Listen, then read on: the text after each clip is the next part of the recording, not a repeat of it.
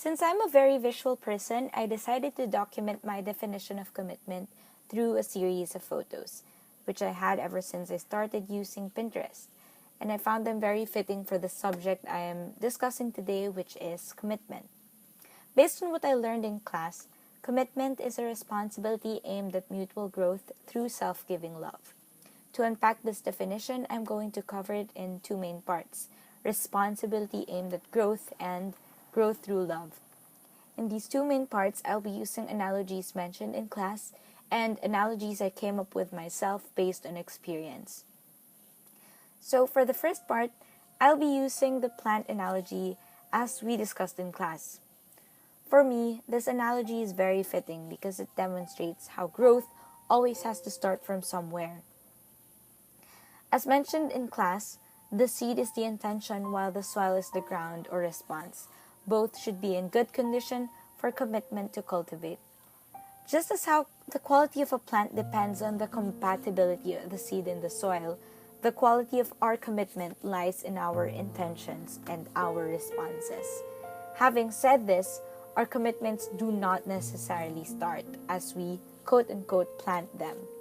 But it is necessary that we firm up and establish our roots, for there will be no plant if there were no roots to begin with.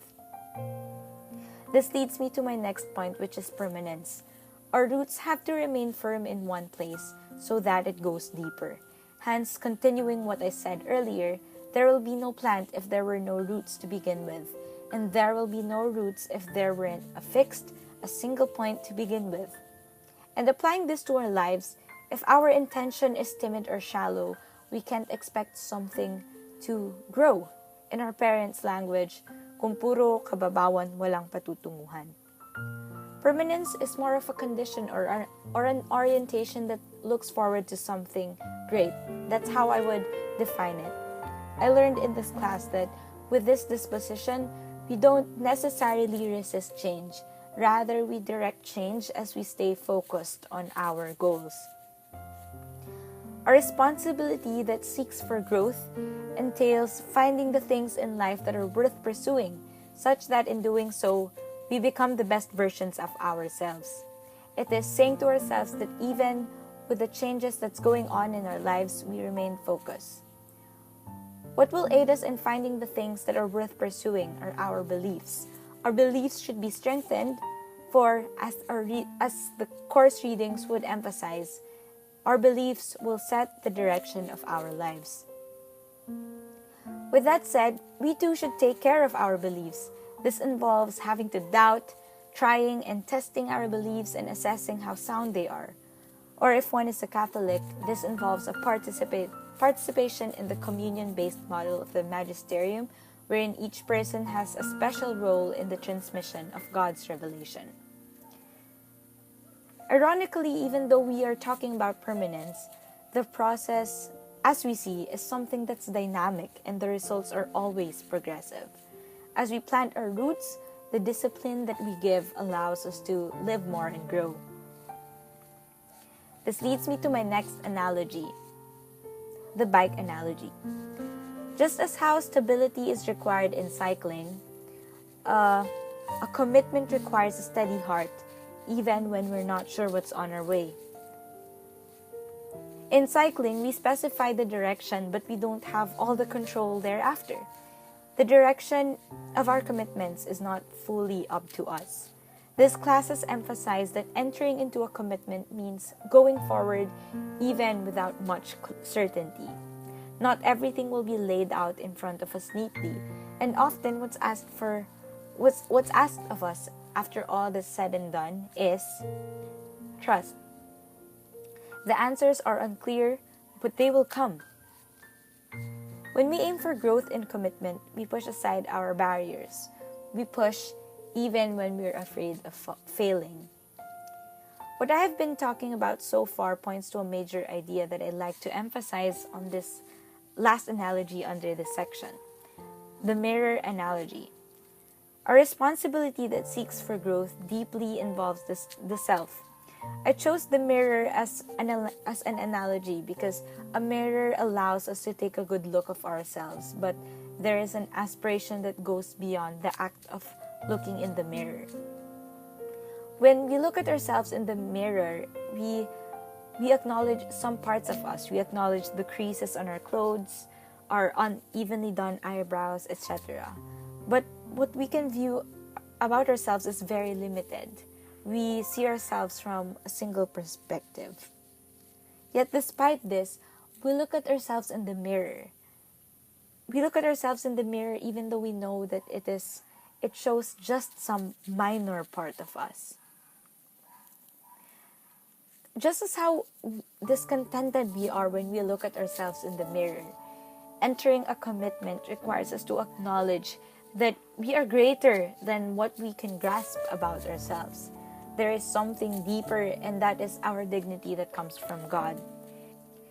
Healthy self-love for me is essentially understanding one's true self. The self that I've mentioned earlier, which is the self that is dignified by God. A God-given dignity is etched in each of His creation, and that includes us. Once we understand this, we begin to solidify the self and use our freedom in the best way possible. As this course also emphasized, healthy self-love means freeing oneself from attachments. Instead of clinging onto the hooks, as our readings have also tackled, instead of clinging onto these hooks, we allow God to guide us and acknowledge life's transcendent quality. I've recently read in a shared post online the following quote: "Your self-worth isn't based on how hard you hustle." It didn't talk about God really, but after this class, I knew what it was talking about. And after this class also, I'm convinced that being God's child, I am dignified, and the world's standards has nothing to do with that.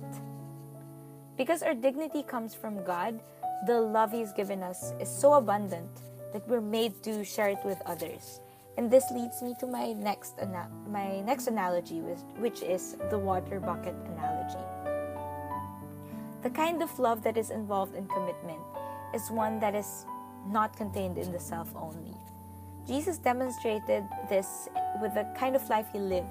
He belonged to a discriminative society, and as He saw how people were deprived of their basic rights and ultimately their dignity, He still celebrated the personhood of these people. He stepped down to their position that they may be saved.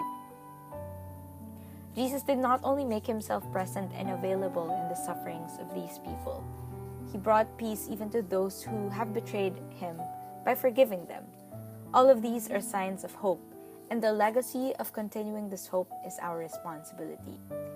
We should be the kind of people that causes someone to feel like things are piecing back together, especially for people who do not have hope anymore. In loving, the other will not only remain the other.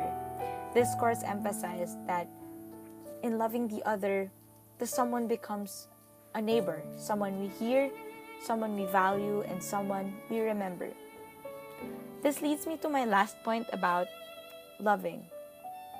Growth through love is made possible by sharing in Christ's leadership. As discussed in our lectures, Christ's leadership was not competence-based, rather it was empathy-based. Encounter is the foundations of this leadership. Growth through love is about bringing others back to life by simply being there, showering our neighbor with esteem and affection. In all these things, we can see that growth is achieved when we maximize our capacity to love. And so my last analogy is the game of musical chairs. Jesus has exemplified love by putting forward a society where the strong won't discriminate the weak. In the game of musical chairs, the more in sync person dominates the less in sync person, and so this person will lose his seat. Self-giving love is nothing like that. Self-giving love means pursuing the good for others such that they will grow as well. There is a seat for everyone. Pag naubusan yung isa, gagawan ko ng paraan. With regard for others and our sense of interconnectedness, people blossom and flourish. It's not like when you miss a seat in the game, you're out. Taking all these three things together, that is what a commitment is.